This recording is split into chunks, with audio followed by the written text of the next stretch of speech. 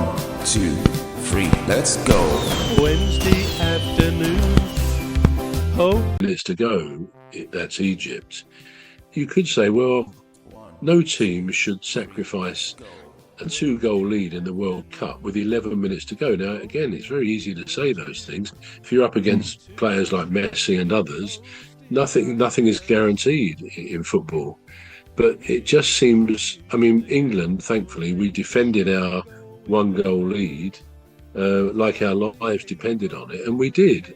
It doesn't always work, but maybe Egypt could have made a better job of keeping them out. But then if they were denied a goal by VAR because of that apparent shirt-pulling foul, then you're up against unseen opponents as well, perhaps. But maybe on balance, it was right. The result, Argentina should have won it, and they did. But the manner of that victory is a bit questionable in some ways, isn't it? Not to suggest anything untoward, but it won't have been disappointing to FIFA that Argentina are still there. Yeah.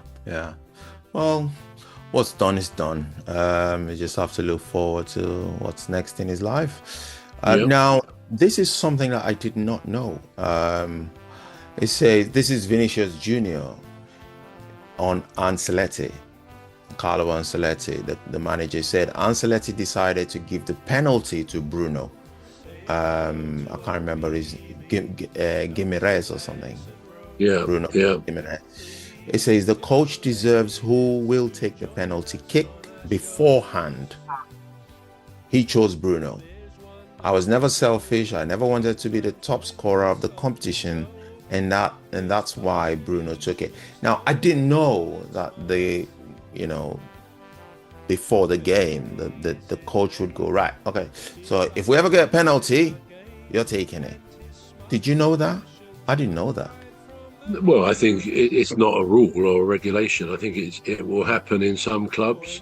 I mean, quite honestly, when you see some of these players, they run up and stop and then miss the penalty as a result of messing about like that, instead of just putting their foot through the ball, in my view, then I can understand the manager saying, look, I don't want you taking a penalty anymore.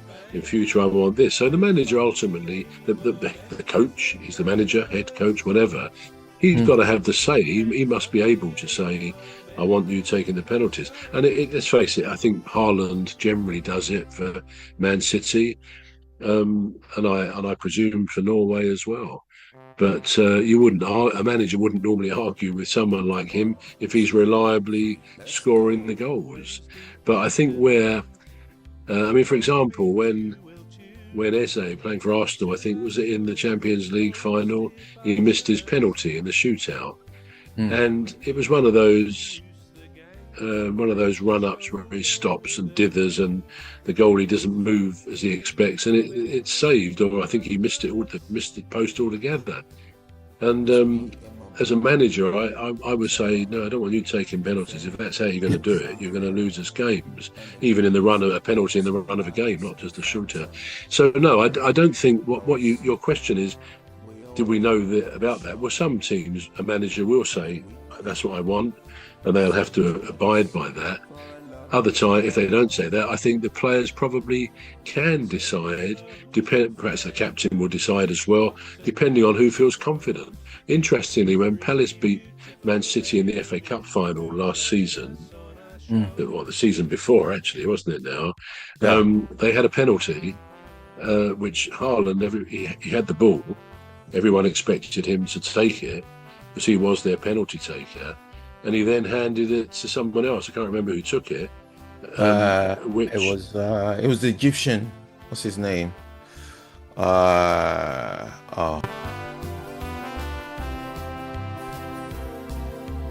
say hello to old Mimi, Dr. Gladys and Rose, 3 beautiful ladies who join us on our shows. There's one other bro, sometimes joins us on the show. I know his name. He plays with Salah. He plays for Man City. He plays for Egypt as well. Oh, Can't it remember. was. Yeah, I think I know. I know who you mean. Yeah, Just yeah, can't think of his name. Yeah, I But forgot and his of name. course, Henderson, the goalie, said afterwards he was pleased. He said because he knew which side the player who was going to take it was going to put it, and sure enough, he did, and he saved it, which Yeah. obviously kept Palace's lead intact. So why on that day Haaland decided not to take it? Maybe he was not feeling as confident as he might do. Why else would he not? Unless he had a painful foot or something, we don't know. So yeah, it's an interesting thing. Who are the penalty takers? But if I were the manager, I would not want my penalty taker or any of the penalty takers in a shootout to do this run up, stop. Technically, they're not allowed to stop, I don't think. So maybe they say, well, I didn't completely stop, and then wait for the goalie to move. The goalies are getting wise to that. They stay there. And so the player has to make a quick decision which side, and by that time the goalie has very often decided which way it's going to go. So yeah, I can understand the manager saying he's our penalty taker, whether it's Bruno Guimaraes or somebody else. I wonder if after the first penalty, when Lionel Messi missed his penalty, I wonder if the coach said, "Well, you're still taking the next penalty."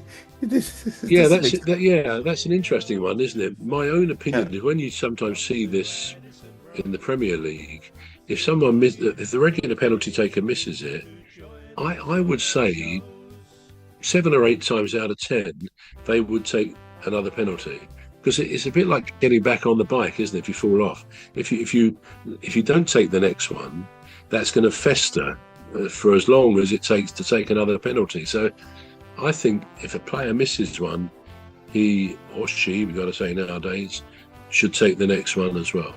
Yeah. Oh. So they were right for letting Lionel Messi take the penalty there. Anyway, this is all we've got time for on the second segment of the Football Referee. Thanks for joining us, our listeners online, and those that are going to be watching it on demand or replay, as they call it. So I've been sorry, bro. Do you want to do the conclusion? Yeah, we had quite an interesting discussions there about the current World Cup tournament, which obviously most of us are enjoying. I'm Trevor Gear, and he calls me Bruv. And I'm Emmy Hikins, and he calls me Cos. It's a goodbye from me. And a goodbye from me too. Right. And this. Say hello to old Mimi, Dr. Gladys and Rose, 3 beautiful ladies who join us on our shows.